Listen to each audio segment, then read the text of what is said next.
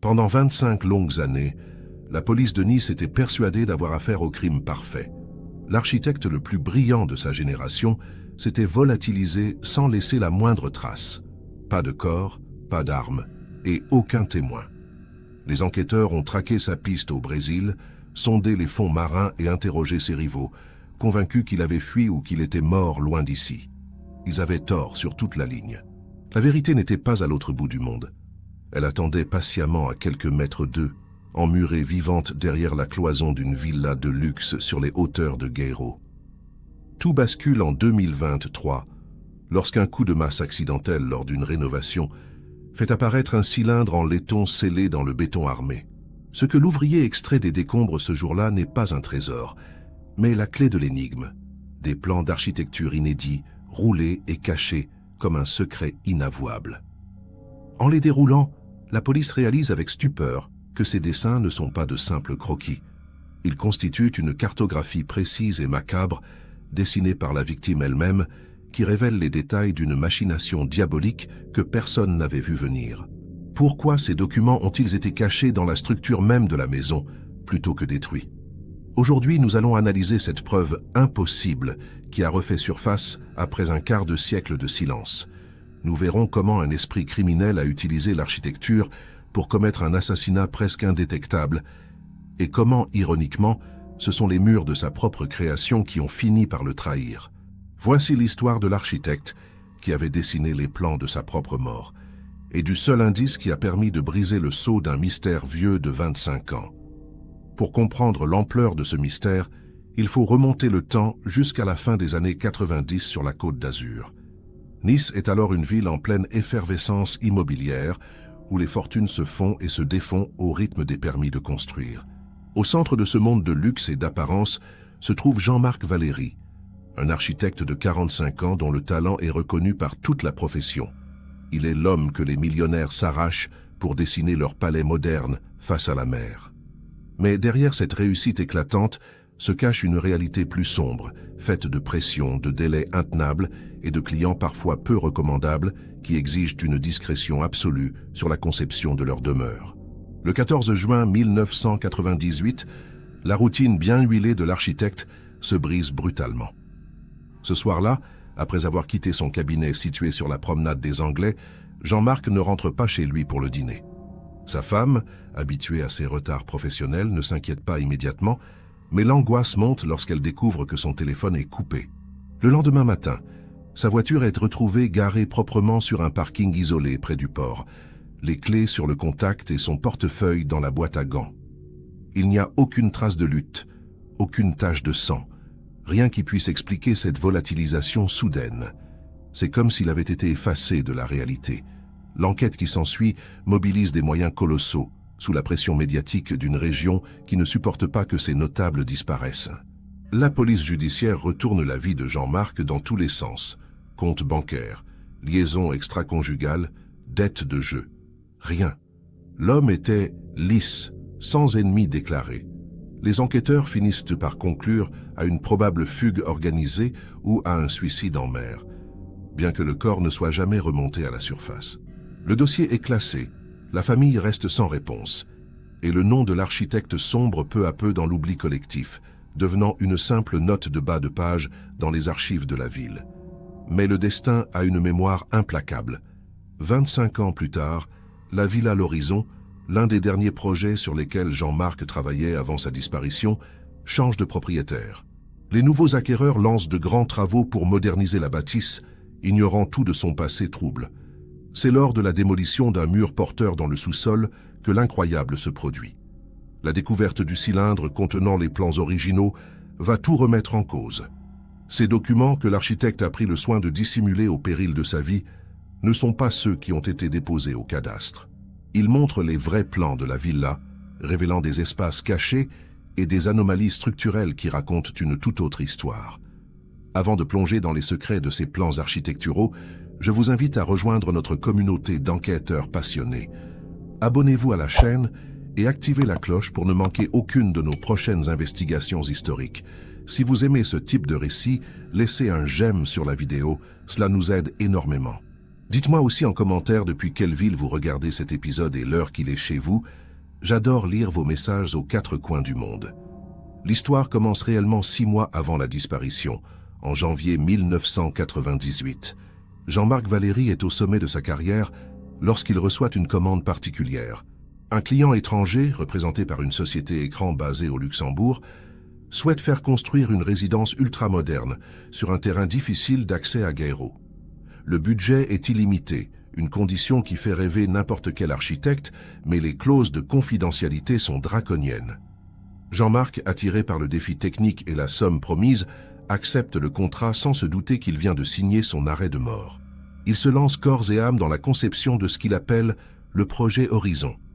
Dès les premières semaines, le comportement du client, un homme d'affaires taciturne que nous appellerons Monsieur K, se révèle étrange. Il ne s'intéresse pas à l'esthétique de la façade ou à la vue sur la baie des Anges, des détails qui obsèdent habituellement les riches propriétaires. Ses exigences se concentrent exclusivement sur la structure interne et le sous-sol. Il demande des murs d'une épaisseur inhabituelle pour une résidence privée, des systèmes de ventilation indépendants pour certaines pièces et, surtout, une isolation phonique totale. Jean-Marc, professionnel, met cela sur le compte d'une paranoïa sécuritaire fréquente chez les ultra-riches. Mais il note tout de même ses singularités dans son carnet personnel. Les réunions de chantier se déroulent dans une ambiance lourde. Monsieur K est rarement présent physiquement, préférant envoyer des intermédiaires aux allures de garde du corps qui surveillent l'avancée des travaux sans dire un mot. Jean-Marc commence à ressentir un malaise grandissant. Il remarque que les équipes d'ouvriers changent fréquemment, comme si le commanditaire voulait éviter que quiconque n'ait une vue d'ensemble du projet. L'architecte est le seul à posséder la vision globale de la maison, et il réalise bientôt que cette position privilégiée est dangereuse. Il commence à faire des copies de ses croquis, qu'il garde chez lui, contrairement à ses habitudes de laisser les dossiers au bureau. Le tournant s'opère au mois de mars, lorsque les plans du sous-sol doivent être validés pour le coulage du béton. Monsieur K exige une modification de dernière minute, la création d'une pièce technique aveugle, non reliée aux couloirs principaux, accessible uniquement par un passage dissimulé derrière une bibliothèque pivotante. Officiellement, il s'agit d'une salle des coffres sécurisée. Mais les dimensions demandées et les arrivées d'eau prévues intriguent Jean-Marc. En tant qu'architecte, il sait lire l'espace, et cet espace-là ne ressemble pas à un coffre-fort, il ressemble à une cellule. C'est à cet instant précis que le doute se transforme en peur réelle. Malgré ses réticences, Jean-Marc modifie les plans officiels pour les rendre conformes aux demandes du permis de construire, tout en dessinant en parallèle les plans d'exécution réels exigés par le client. Il se retrouve ainsi au cœur d'une double comptabilité architecturale, une maison légale pour l'administration et une forteresse secrète pour Monsieur K. Cette dualité le ronge. Il confie à un collègue lors d'un déjeuner qu'il travaille sur un projet qui sent le soufre, sans oser donner plus de détails. Il apparaît de plus en plus nerveux, fumant cigarette sur cigarette, lui qui avait arrêté depuis 10 ans. En avril, la construction des fondations commence. Jean-Marc se rend sur le site tous les jours, vérifiant chaque ferraillage, chaque coulée de béton. Il devient obsessionnel. Il réalise que la pièce technique est conçue de telle manière qu'une fois la dalle supérieure coulée, elle deviendra totalement invisible et insonorisée. Si quelqu'un y était enfermé, personne ne pourrait l'entendre crier, même en se tenant juste au-dessus dans le salon. L'architecte comprend qu'il est en train de bâtir une prison privée. Il tente d'aborder le sujet avec l'intermédiaire de Monsieur K, suggérant des modifications pour la sécurité incendie, mais il se fait sèchement rembarrer. On lui fait comprendre qu'il est payé pour construire, pas pour poser des questions. La tension monte d'un cran en mai. Jean-Marc découvre que ses bureaux ont été visités nuitamment. Rien n'a été volé, mais ses dossiers ont été fouillés. Il sait que c'est un avertissement. Il décide alors de prendre une assurance vie non pas financière mais factuelle. Il passe ses nuits à redessiner les plans complets de la villa, incluant chaque cachette, chaque passage secret, et surtout la localisation exacte de cette pièce maudite.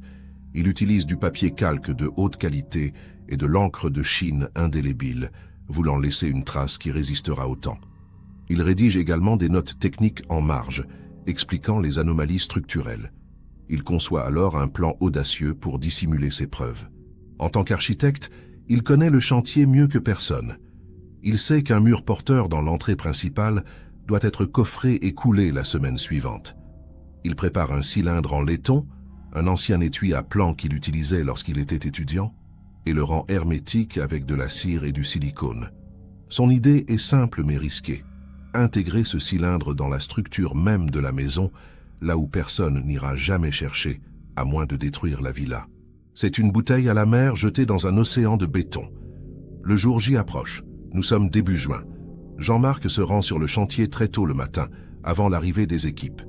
Il profite d'un moment de solitude pour glisser le cylindre entre les ferraillages du mur de l'entrée. Il le fixe solidement avec du fil de fer pour qu'il ne bouge pas lors du coulage. Quelques heures plus tard, il assiste, le cœur battant, à l'arrivée des toupies de béton. Il regarde le liquide gris engloutir son secret, scellant les preuves pour les décennies à venir. Il ressent un mélange de soulagement et de terreur. Il a laissé une trace, mais il sait que son savoir fait de lui une menace vivante pour son client. Les jours qui suivent sont un calvaire psychologique. Jean-Marc se sent épié en permanence. Il remarque une berline sombre qui stationne souvent en bas de son immeuble. Il essaie de garder une apparence normale pour protéger sa famille, mais sa femme sent qu'il est au bord de la rupture. Il lui dit simplement qu'il a des soucis professionnels qui se régleront bientôt. Il envisage d'aller voir la police, mais il a peur des représailles immédiates sur ses enfants. Il pense que s'il termine le chantier et livre la maison, il sera peut-être laissé tranquille. C'est un calcul que font souvent les honnêtes gens face aux criminels, et c'est souvent un mauvais calcul. Le 12 juin, 2 jours avant sa disparition, il a une altercation violente avec l'un des hommes de main sur le chantier. Le ton monte à propos d'un détail de finition, mais la menace sous-jacente est claire. Fais ce qu'on te dit et oublie ce que tu as vu, si tu tiens à ta santé. Jean-Marc rentre chez lui blême. Il sait qu'il ne s'agit plus seulement d'architecture. Il a mis le doigt dans un engrenage mafieux international. Il vérifie une dernière fois l'emplacement de ses plans cachés lors de sa visite du lendemain, s'assurant que le béton a bien pris et que rien n'est visible en surface. Le mur est lisse, muet, parfait. La veille de sa disparition, Jean-Marc prend une décision radicale. Il vide son coffre personnel à la banque et cache de l'argent liquide à son domicile. Il prépare une lettre pour sa femme, qu'il cache dans un livre de leur bibliothèque. Dans cette lettre, il ne donne pas de détails sur le client pour ne pas la mettre en danger, mais il écrit cette phrase énigmatique. « Si je ne reviens pas, sache que la vérité est dans la pierre de l'horizon. Il faudra casser pour savoir. » Malheureusement, cette lettre ne sera retrouvée que des années plus tard, glissée dans une vieille encyclopédie vendue dans une brocante. Un autre rendez-vous manqué avec la vérité. Le 14 juin au matin, Jean-Marc part travailler avec une boule au ventre. Il a rendez-vous en fin de journée avec Monsieur K en personne pour la remise des clés provisoires, bien que le chantier ne soit pas totalement fini. C'est une réunion inhabituelle, hors des procédures standards. Il dit à sa secrétaire qu'il sera de retour vers 18 h. Il emporte avec lui son cartable en cuir contenant les faux plans officiels et les clés du chantier. Il salue le gardien de son immeuble, monte dans sa voiture et s'engage dans la circulation niçoise. C'est la dernière fois qu'il est vu vivant par un témoin indépendant. Sur la route qui monte vers Guéraud, Jean-Marc repasse le film des derniers mois. Il se demande s'il n'a pas été trop paranoïaque ou au contraire pas assez prudent. La villa L'Horizon se dresse devant lui, majestueuse et terrifiante, accrochée à la colline. Il gare sa voiture devant le portail. Le silence est total. Les ouvriers ont été congédiés pour l'après-midi sur ordre du client. Il est seul face à sa création. Il respire un grand coup, attrape son cartable et franchit le seuil. Il passe devant le mur où sont cachés les plans, jetant un dernier regard furtif à sa cachette. Il ne sait pas encore que ce mur sera sa seule pierre tombale pendant 25 ans. Ce qui s'est passé exactement à l'intérieur de la villa entre 17 h et 19 h reste flou, mais les plans retrouvés permettent de reconstruire le scénario. Jean-Marc n'est pas ressorti par la porte principale. Sa voiture a été déplacée par une autre personne pour brouiller les pistes. Les enquêteurs penseront plus tard qu'il a été emmené de force. Mais la réalité suggérée par les annotations sur les plans est bien plus cruelle. Jean-Marc avait découvert que la pièce technique n'était pas vide. Elle était destinée à accueillir quelqu'un, ou quelque chose, dès ce soir-là. Et en tant que témoin gênant, il ne pouvait pas être laissé en liberté. La disparition de Jean-Marc Valéry marque le début d'un vide abyssal pour sa famille. Les premiers jours sont ceux de l'espoir insensé, suivis par la lente et douloureuse acceptation de l'inconnu. Pendant que la police piétine, la villa est terminée par une autre entreprise, moins regardante, et M. K en prend possession. La maison vit sa vie, accueille des fêtes, abrite des secrets, indifférente au sort de celui qui l'a imaginé. Personne ne se doute que la clé du mystère dort dans l'entrée, à portée de main, protégée par quelques centimètres de plâtre et de béton. Il faudra attendre une génération, une vente immobilière et le hasard d'un marteau-piqueur pour que le silence soit enfin brisé. Le lendemain matin, le 15 juin, l'angoisse change de visage et devient panique. Marie-Valéry, qui a passé une nuit blanche à appeler les urgences de tous les hôpitaux de la région, se résout à franchir les portes du commissariat central. L'accueil est poli, mais froidement administratif. Pour l'officier de garde, un homme adulte qui ne rentre pas le soir n'est pas nécessairement une victime. C'est souvent un mari qui a besoin d'air ou qui a une double vie. On lui conseille de patienter, de rappeler ses amis, de vérifier s'il n'a pas pris un billet d'avion. Marie insiste, explique que Jean-Marc n'est pas ce genre d'homme, qu'il est méthodique, prévisible et père de famille dévoué. Elle dépose une main courante qui ne déclenche aucune action immédiate, un morceau de papier qui se perdra vite dans la pile des affaires courantes. La situation prend une tournure plus sérieuse 48 heures plus tard, lorsqu'une patrouille signale la voiture de l'architecte. La berline grise est stationnée sur un parking public près du port de Nice, une zone de transit anonyme. Les policiers encerclent le véhicule avec précaution, espérant y trouver des indices, voire un mot d'explication. À l'intérieur, tout est en ordre. Le portefeuille est là, avec les cartes de crédit et de l'argent liquide, ce qui écarte la thèse du vol crapuleux qui aurait mal tourné. Les clés sont sur le contact, comme si le conducteur s'était arrêté pour une course rapide et n'était jamais revenu. Ce détail trouble les enquêteurs. On ne laisse pas ses clés si on part pour un long voyage ou si on a l'intention de disparaître volontairement. L'enquête est officiellement ouverte pour disparition inquiétante. Les inspecteurs commencent à retracer l'emploi du temps de Jean-Marc. Ils se rendent à son cabinet, interrogent sa secrétaire et ses collaborateurs. Tous décrivent un homme stressé ces derniers mois, préoccupé par un gros contrat, mais aucun n'est capable de donner le nom du client ou l'adresse exacte du chantier. Les dossiers Horizon au bureau sont étrangement vides, ne contenant que des esquisses préliminaires sans intérêt. L'ordinateur de Jean-Marc a été formaté professionnellement 2 jours avant sa disparition.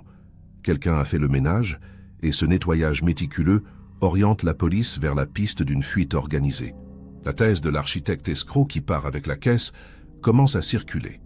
Les plongeurs de la brigade nautique sondent les eaux troubles du port à proximité du parking. C'est une procédure standard, mais macabre. La famille Valéry vit au rythme des appels téléphoniques, redoutant chaque sonnerie. Rien n'est trouvé au fond de l'eau, ni corps, ni armes, ni effet personnel. Cette absence de cadavre est à double tranchant. Elle laisse un infime espoir aux proches, mais elle empêche le deuil de commencer. Marie engage un détective privé avec ses économies pour compléter le travail de la police, persuadée que son mari a été enlevé. Le privé découvre rapidement que la société luxembourgeoise qui payait Jean-Marc est une coquille vide, une boîte aux lettres dans un paradis fiscal, sans employés ni bureau réel. Au bout de 3 semaines, la police identifie enfin le chantier de Guéraud grâce aux relevés cadastraux. Une perquisition est organisée dans la villa L'Horizon.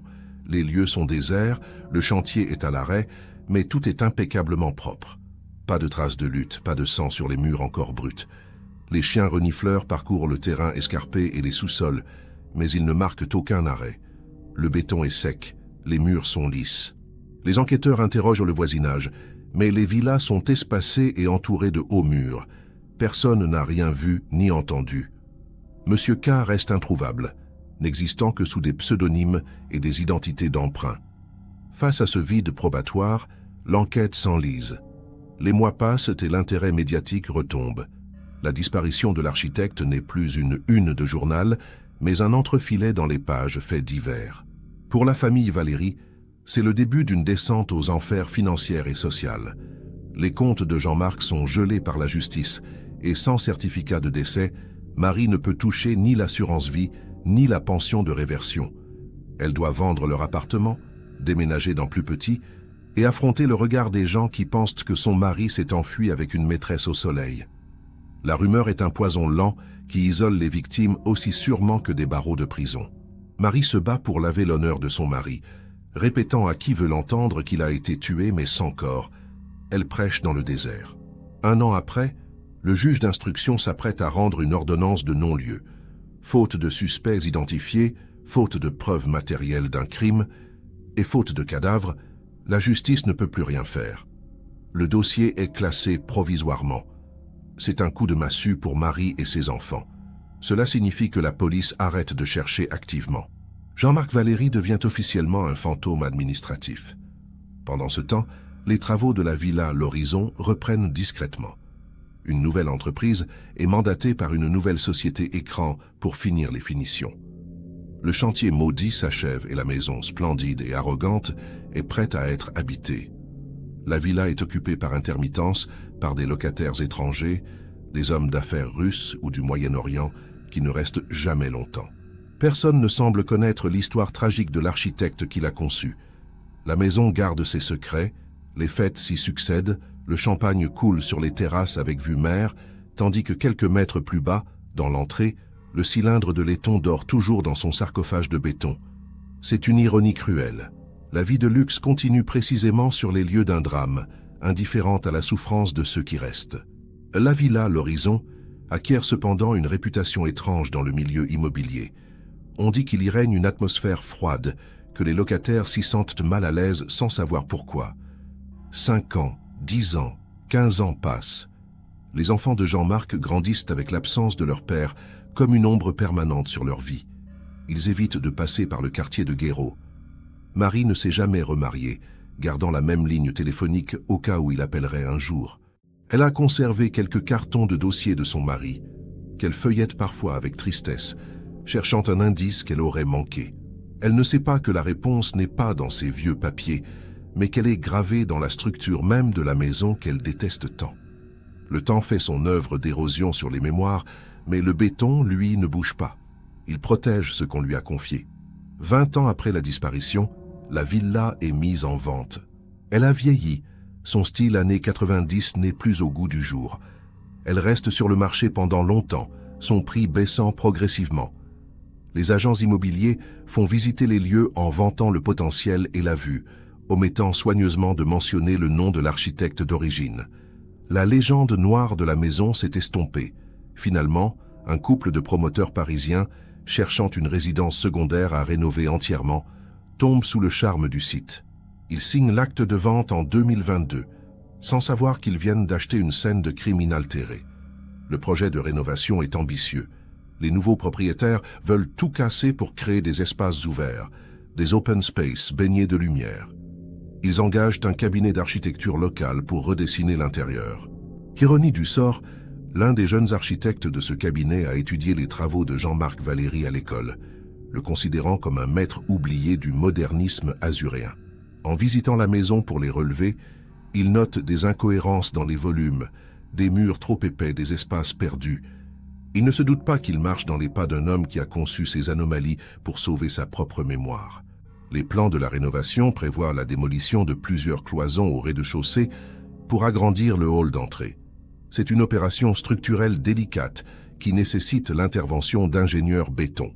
Le permis de construire est déposé et validé. Le destin se met en marche. Si les propriétaires avaient décidé de simplement repeindre les murs, le secret serait resté enfoui pour un autre siècle. Mais leur désir de transformation radicale va agir comme le révélateur d'une photographie latente. La maison s'apprête à parler, expulsant la vérité qu'elle retient depuis trop longtemps.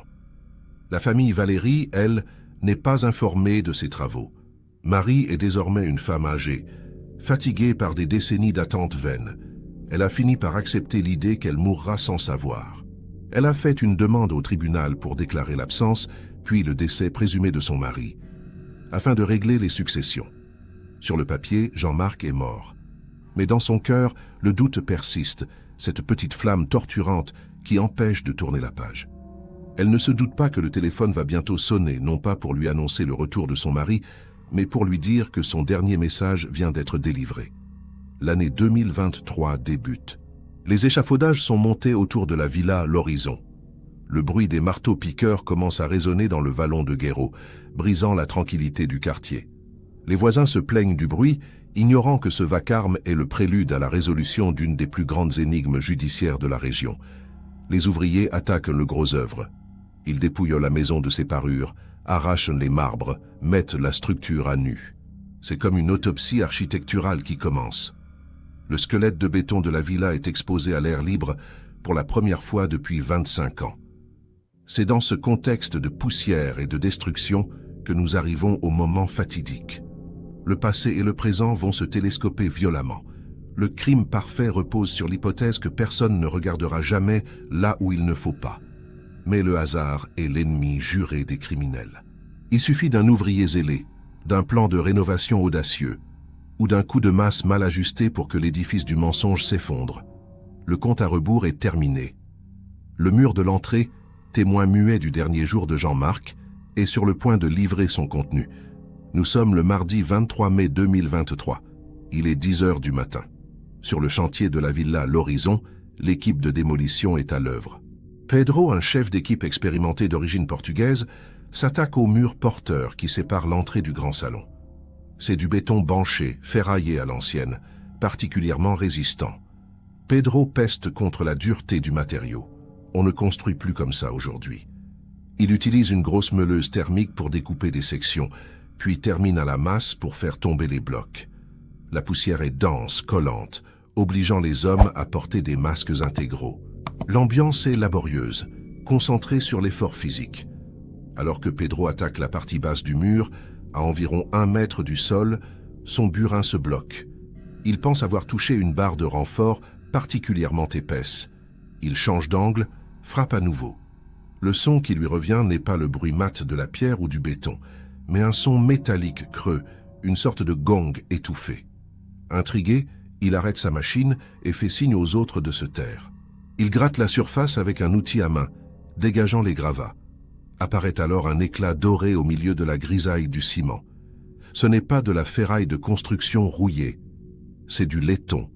Avec précaution, Pedro et son collègue dégagent le pourtour de l'objet. Il s'agit d'un cylindre d'environ 80 cm de long et 10 cm de diamètre, encastré verticalement entre 2 fers à béton, ligaturés avec du fil de fer recuit. La disposition est trop précise pour être un déchet tombé là par hasard lors du coulage. Quelqu'un l'a placé là, intentionnellement, avec soin. Pedro sent immédiatement que c'est anormal. Sur les chantiers, on trouve parfois des capsules temporelles, des bouteilles de vin ou des journaux laissés par les maçons pour la postérité, mais ce cylindre a l'air technique, sérieux, presque solennel. Pedro appelle le chef de chantier, qui appelle à son tour l'architecte responsable de la rénovation. Les travaux sont suspendus dans cette zone. Tout le monde se rassemble autour de l'objet, qui est finalement extrait du mur avec une infinie précaution. Le cylindre est lourd, scellé aux 2 extrémités par des bouchons vissés et recouverts de cire. L'architecte, voyant l'objet, a un pressentiment. Il reconnaît ce type d'étui. C'est un porte-plan ancien modèle, comme ceux utilisés par les vieux de la vieille avant l'ère du numérique. Il décide de ne pas l'ouvrir sur place. Il prévient les propriétaires, qui, par un excès de prudence salutaire, suggèrent d'appeler la police, se rappelant les rumeurs vagues sur l'histoire de la maison. Une patrouille de police secours arrive 1 heure plus tard, s'attendant à une fausse alerte ou à une découverte sans intérêt. Mais face à l'objet et au contexte de sa découverte, scellé dans un mur porteur d'une villa au passé trouble, les agents décident de ne prendre aucun risque. Le cylindre est placé dans un sac de preuves et transporté au commissariat. L'information remonte à la police judiciaire. Le nom de la villa L'Horizon fait tilt dans la mémoire d'un vieux commandant de la PJ de Nice, proche de la retraite.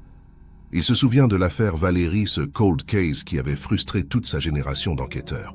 Au commissariat, dans une salle stérile, un technicien de l'identité judiciaire procède à l'ouverture du cylindre. La cire a parfaitement joué son rôle. L'intérieur est resté sec et hermétique. Le bouchon se dévisse avec un grincement aigu. Le technicien en sort délicatement plusieurs rouleaux de papier calque végétal, un matériau qui se conserve très bien à l'abri de la lumière. Une odeur caractéristique de vieux papier et d'encre de Chine se répand dans la pièce.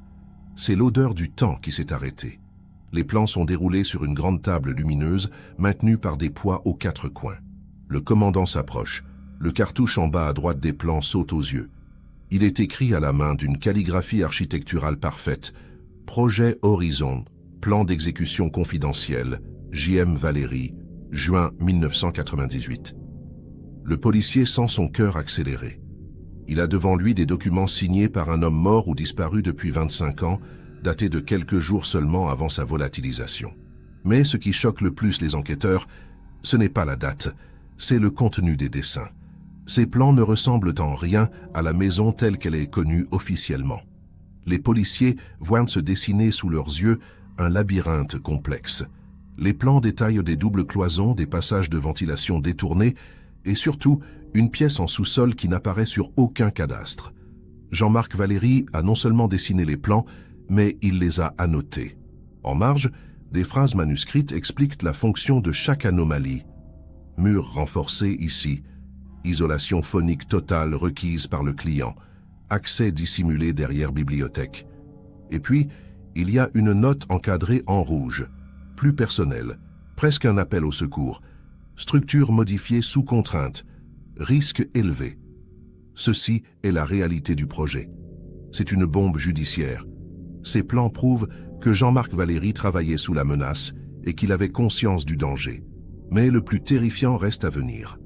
En superposant ces plans inédits avec les relevés actuels de la villa, les enquêteurs repèrent l'emplacement exact de la pièce fantôme.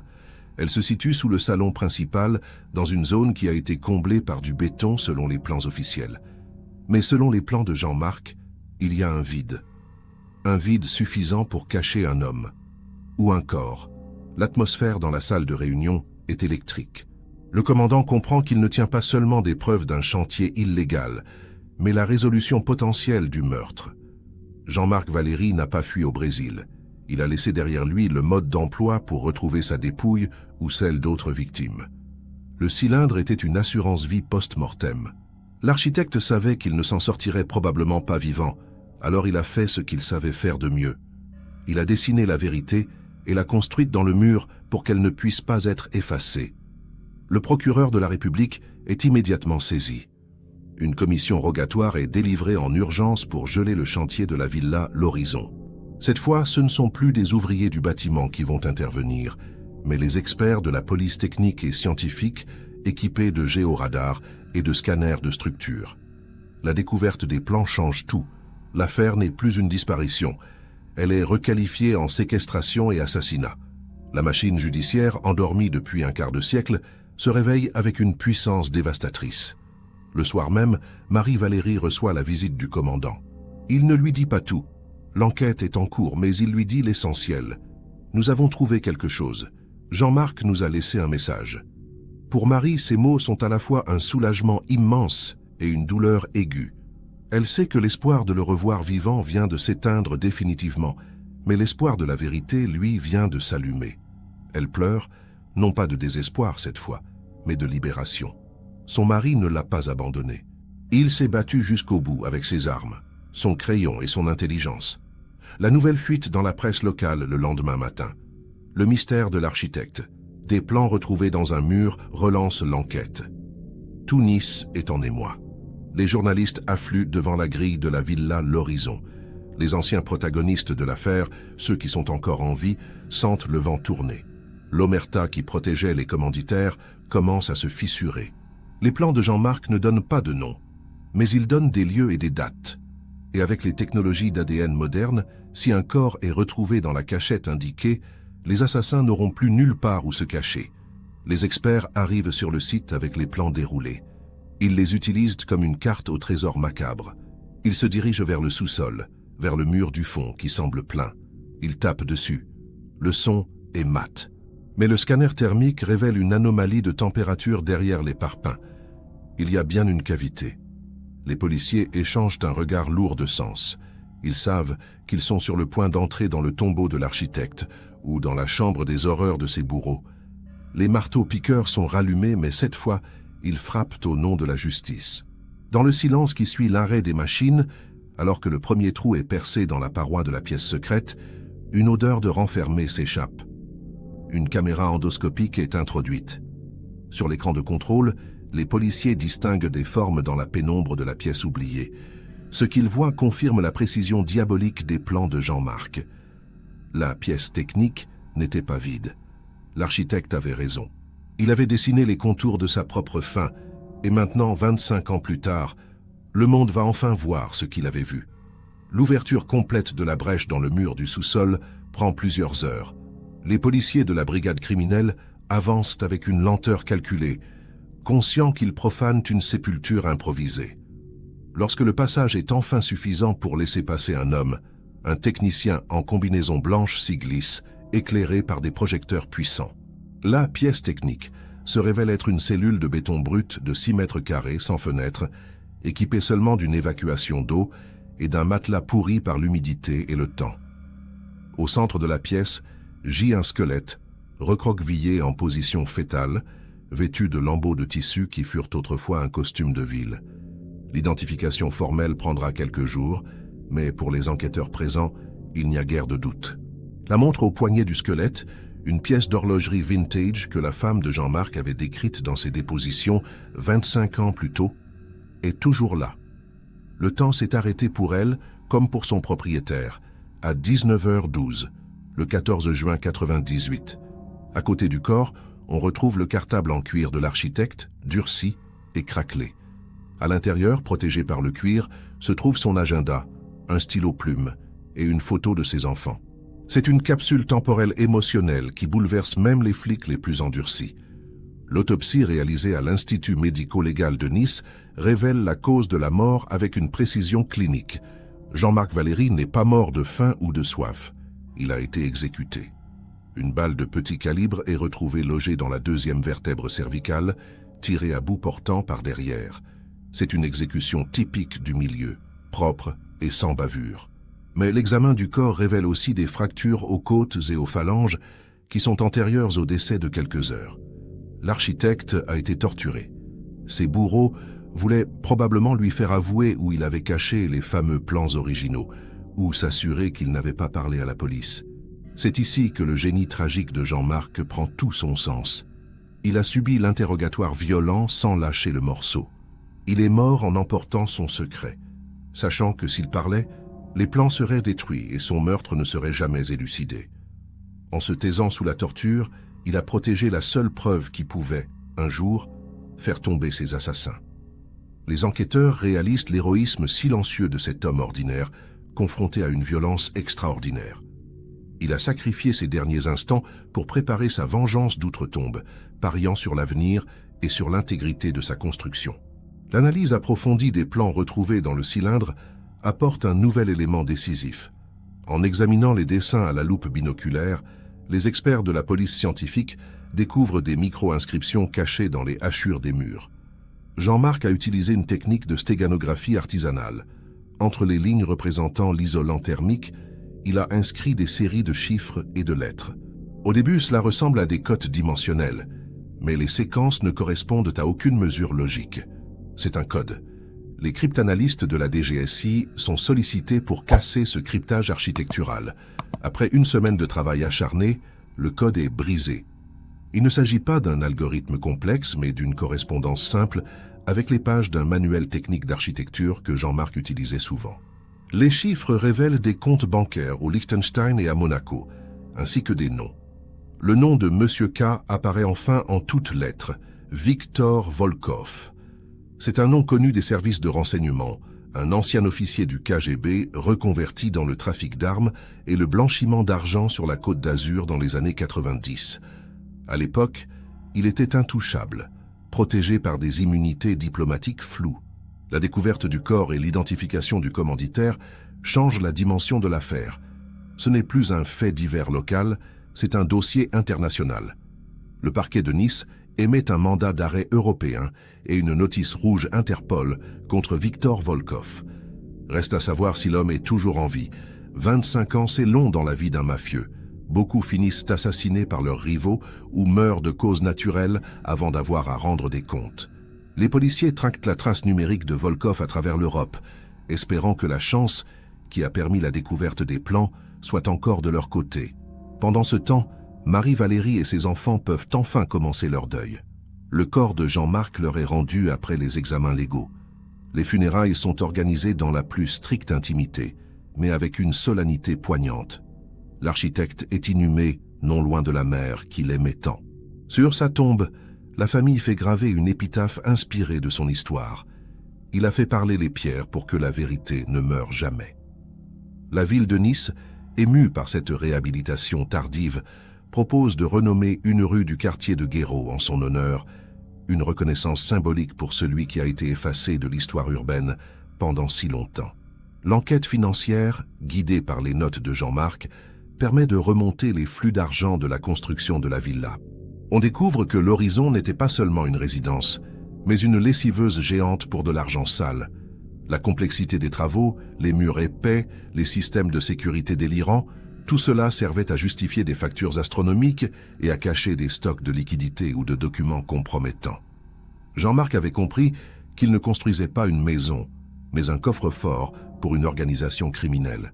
C'est cette lucidité qui lui a coûté la vie, car Volkov ne pouvait laisser aucun témoin civil de ses opérations. La villa elle-même devient une pièce à conviction géante. Elle est saisie par l'État. Les nouveaux propriétaires, bien que victimes collatérales, comprennent la situation et sont indemnisés. La question de l'avenir de la maison se pose. Faut-il la détruire, la transformer en lieu de mémoire? Pour l'instant, elle reste sous scellé, entourée de rubalises jaunes, comme un monument à la cruauté humaine. Les passants s'arrêtent pour regarder ce bâtiment qui a gardé un secret mortel dans ses entrailles pendant un quart de siècle. La villa a perdu sa superbe. Elle n'est plus qu'une carcasse de béton hantée par l'histoire. Les policiers reçoivent finalement une touche positive d'Interpol. Viktor Volkov est vivant. Il a 78 ans et vit une retraite dorée dans une résidence ultra sécurisée à Dubaï, pensant être à l'abri de tout. Cependant, une erreur administrative récente de sa part, un virement mal masqué vers une banque suisse pour payer des frais médicaux, a permis de le localiser précisément. La France n'a pas d'accord d'extradition automatique avec tous les pays, mais la nature des preuves, des plans architecturaux prouvant la préméditation absolue, pèse lourd dans la balance diplomatique. Une délégation française est envoyée pour négocier. L'étau se resserre. Les enquêteurs savent que pour coincer Volkov, ils doivent prouver qu'il a personnellement ordonné le meurtre. Les plans de Jean-Marc contiennent un dernier détail accablant. Une note sur une rencontre le 12 juin où Volkov a exigé que la pièce du bas soit prête pour un invité permanent. Cette phrase, consignée de la main de la victime, est une accusation directe. Jean-Marc n'a pas seulement dessiné des murs, il a dressé un procès-verbal de sa propre condamnation à mort. C'est la parole d'un mort contre celle d'un vivant, mais la parole du mort est gravée dans l'encre indélébile et certifiée par la datation du carbone 14. Le dossier est solide. La justice française met la pression. Les avoirs de Volkov en Europe sont gelés, ce qui le met en difficulté pour payer sa protection sur place. Sentant le vent tourner, le vieux parrain tente de fuir vers un pays encore moins regardant, mais son état de santé le limite. Il est coincé. L'ironie est totale. Celui qui a emmuré un homme se retrouve aujourd'hui prisonnier de son propre corps et de ses propres frontières. La traque touche à sa fin et la résolution de ce cold case s'annonce comme un triomphe de la persévérance judiciaire et de la mémoire. L'arrestation de Volkov ne se fait pas à coup d'explosif, mais par un simple contrôle de passeport dans un aéroport de transit. Il est fatigué, malade, et n'a plus l'arrogance de sa jeunesse. Lorsqu'on lui présente les copies des plans retrouvés dans le mur, il a un mouvement de recul. Il ne comprend pas. Il pensait avoir tout brûlé, tout effacé. Il murmure quelque chose en russe qui ressemble à « l'architecte ». C'est un aveu implicite. Il n'avait jamais imaginé que sa victime puisse être plus maligne que lui, capable de dresser un piège temporel qui se refermerait 25 ans plus tard. Le retour de Volkov en France pour son procès est un événement médiatique majeur. Marie-Valérie, soutenue par ses enfants désormais adultes, assiste à l'arrivée du fourgon cellulaire au palais de justice de Nice. Elle ne crie pas, elle ne manifeste pas de haine visible. Elle le regarde simplement, droit dans les yeux. Elle veut qu'il voie que Jean-Marc n'a pas disparu, qu'il vit à travers elle et à travers la justice qui passe enfin. C'est le moment qu'elle attendait depuis la moitié de sa vie. La confrontation entre la veuve digne et le criminel déchu est l'image forte qui clôturera les journaux télévisés ce soir-là. Le procès s'ouvre 6 mois plus tard. La salle est comble. Les plans originaux de Jean-Marc sont exposés sous verre, comme des œuvres d'art au centre du tribunal. Ils sont la pièce maîtresse de l'accusation. Les experts défilent pour expliquer comment l'architecte a dissimulé les preuves, comment il a codé les noms, comment il a anticipé sa fin. Le jury est captivé par ce récit qui dépasse la fiction. Volkov reste muré dans le silence, ses avocats tentant de plaider la prescription ou le doute, mais face à la matérialité des plans et du corps retrouvés ensemble, leur défense s'effrite comme du vieux plâtre. Le procès de Victor Volkov, devant la cour d'assises des Alpes-Maritimes, restera dans les annales judiciaires comme celui de l'affaire de l'architecte. Durant 3 semaines, les jurés sont plongés dans l'atmosphère oppressante de la fin des années 90. Les témoignages des anciens ouvriers, retrouvés et convoqués, confirment le climat de terreur qui régnait sur le chantier de l'Horizon. L'un d'eux avoue à la barre avoir vu Volkov sur place le soir de la disparition, un détail qu'il avait tu pendant 25 ans par peur des représailles. La parole se libère, comme si la découverte des plans avait brisé un sortilège de silence. Le moment le plus intense survient lorsque l'avocat général projette les plans retrouvés sur grand écran. Il zoome sur la pièce technique. Il superpose le dessin de Jean-Marc avec les photos de la scène de crime prise lors de l'ouverture du mur. La correspondance est parfaite au millimètre près. « Regardez, mesdames et messieurs les jurés », tonne l'avocat général, « cet homme n'a pas seulement dessiné une maison. Il a dessiné son propre cercueil. Il savait qu'il allait mourir, et il a utilisé son dernier souffle de liberté pour s'assurer que nous soyons ici aujourd'hui. » Un frisson parcourt l'audience. C'est la démonstration implacable de la préméditation du côté de la victime, une inversion rare des rôles. Marie-Valérie s'avance à la barre le dernier jour. Sa voix est fragile mais claire. Elle ne parle pas de vengeance. Elle parle d'absence. Elle raconte les anniversaires sans père, les rumeurs blessantes, la solitude. Elle s'adresse directement à l'accusé dans le box vitré. Vous avez cru pouvoir effacer Jean-Marc, vous avez cru qu'en le mettant derrière un mur, il n'existait plus. Mais un architecte construit pour l'éternité. Vous avez construit une prison pour son corps, mais il a construit un piège pour votre liberté. Volkov ne la regarde pas, fixant ses mains noueuses, écrasées par le poids de cette vérité simple. Le verdict tombe après 4 heures de délibéré. Victor Volkov est reconnu coupable d'enlèvement, de séquestration et d'assassinat avec préméditation. Compte tenu de son âge, il est condamné à la réclusion criminelle à perpétuité, une peine symbolique mais nécessaire. Il finira ses jours dans une prison française, une vraie cellule cette fois, pas une cachette de luxe. À l'annonce du verdict, il n'y a pas d'effusion de joie du côté de la famille Valéry, juste un immense soupir de soulagement. La boucle est bouclée.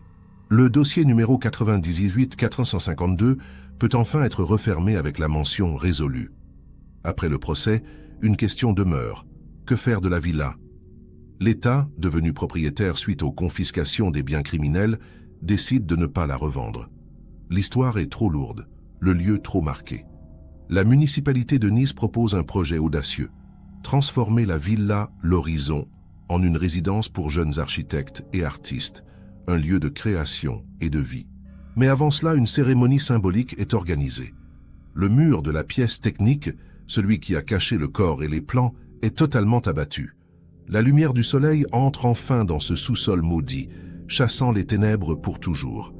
Les plans originaux de Jean-Marc ne retournent pas dans un dossier de police. À la demande de la famille et avec l'accord de la justice, ils sont donnés au musée d'architecture de la ville. Ils sont restaurés, encadrés et exposés dans une salle dédiée. L'exposition s'intitule « L'architecture de la vérité ».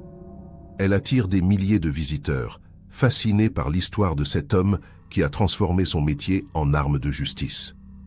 Les étudiants en architecture viennent étudier ces dessins, non seulement pour leur qualité technique, mais pour la leçon d'éthique qu'ils représentent. Un architecte est responsable de ce qu'il bâtit jusqu'au bout. Quelques mois plus tard, Marie retourne sur les hauteurs de Guéraud. La villa est en travaux, mais ce sont des travaux joyeux cette fois, menés par des jeunes gens pleins d'avenir. Elle s'assoit sur un banc face à la mer, au même endroit où son mari devait garer sa voiture pour admirer la vue. Elle sort de son sac une copie des plans. Elle sourit tristement. Jean-Marc avait toujours dit qu'une maison avait une âme. Il avait raison. Il a donné son âme à cette maison pour qu'elle puisse un jour dénoncer son meurtrier. C'est une victoire étrange, payée au prix fort, mais c'est une victoire quand même. L'affaire Valérie devient un cas d'école dans la police scientifique. Elle démontre que le crime parfait est un mythe, car il suppose une maîtrise totale de tous les paramètres, y compris le temps. Or, le temps est imprévisible. Le béton se fissure, les murs tombent, les langues se délient et les technologies évoluent. Ce qui était caché en 98 devient visible en 2023. Les criminels doivent vivre avec la peur constante que le passé refasse surface, tandis que la justice a l'éternité devant elle. C'est la leçon que Volkov a apprise trop tard. Les enfants de Jean-Marc, désormais parents eux-mêmes, emmènent leurs propres enfants voir l'exposition au musée. Ils leur montrent les dessins de leur grand-père. « Tu vois, disent-ils, papy n'est pas parti. Il nous a laissé une carte pour qu'on le retrouve. » Cette transmission apaise les traumatismes transgénérationnels. Jean-Marc n'est plus le disparu, le fantôme qui hantait les repas de famille. Il est redevenu l'architecte, le père, le héros. Il a repris sa place dans la lignée, et c'est peut-être cela la plus grande justice. Finalement, la villa L'Horizon change de nom. Les nouveaux résidents l'appellent la Villa Valérie. Le nom de l'architecte est désormais visible sur une plaque à l'entrée, là où se trouvait le mur fatal. C'est une revanche sur l'oubli. Chaque personne qui franchit le seuil de cette maison rend, sans le savoir, hommage à celui qui l'a conçue et qui est mort pour elle. La vie a repris ses droits sur la colline de Guéraud, mais une vie consciente, qui n'oublie pas le prix du sang versé dans les fondations. Les plans, eux, continuent de jaunir doucement sous la lumière tamisée du musée. Mais leur message est intact. Ils nous rappellent que même dans les situations les plus désespérées, l'intelligence humaine et la volonté de laisser une trace peuvent triompher de la violence brute. Jean-Marc Valéry n'avait pas d'arme face à ses bourreaux, il n'avait que son crayon. Et avec ce crayon, il a tracé une ligne que même la mort n'a pas pu effacer. Il a dessiné l'issue de son propre labyrinthe. À Nice, quand on regarde les villas accrochées aux collines le soir, on pense parfois à tous les secrets qu'elles abritent derrière leurs volets clos. Mais on sait désormais qu'aucun mur n'est assez épais pour étouffer la vérité éternellement. Il suffit parfois d'un simple coup de masse, donné au bon endroit au bon moment pour que les fantômes sortent du béton et réclament justice. L'architecte de Nice dort enfin en paix, son dernier chantier est terminé. La nuit tombe sur la baie des Anges. Les lumières de la ville scintillent comme des milliers de petites vies, fragiles et précieuses. L'histoire de Jean-Marc Valéry s'ajoute à la légende de cette côte, entre ombre et lumière. Elle reste comme un avertissement pour ceux qui croient pouvoir tout acheter et tout cacher. Les murs ont des oreilles, mais surtout les murs ont une mémoire. Et parfois, grâce au courage d'un homme seul, les murs savent parler. Pour l'ouvrier qui a trouvé le cylindre, la vie a aussi changé. Il a reçu une récompense de l'État pour son civisme, mais surtout, il garde la fierté d'avoir été l'instrument du destin. Il raconte souvent l'histoire à ses collègues sur d'autres chantiers. « Faites gaffe quand vous cassez un mur, dit-il. On ne sait jamais qui nous regarde de l'autre côté. » C'est une phrase qui fait rire, mais qui fait aussi réfléchir. Le hasard fait bien les choses, mais il a parfois besoin d'un petit coup de pouce ou d'un grand coup de marteau. Le dossier est clos. La justice est passée. La famille est apaisée. L'architecte est retrouvé. Et les plans, ces feuilles de papier fragiles qui ont traversé un quart de siècle de ténèbres, sont désormais dans la lumière, témoins silencieux et invincibles de la victoire de la vérité sur le crime parfait. Cette affaire nous rappelle une vérité fondamentale. Il n'existe pas de secret éternel. Jean-Marc Valéry a payé de sa vie sa conscience professionnelle, mais il a réussi un exploit que peu de victimes accomplissent.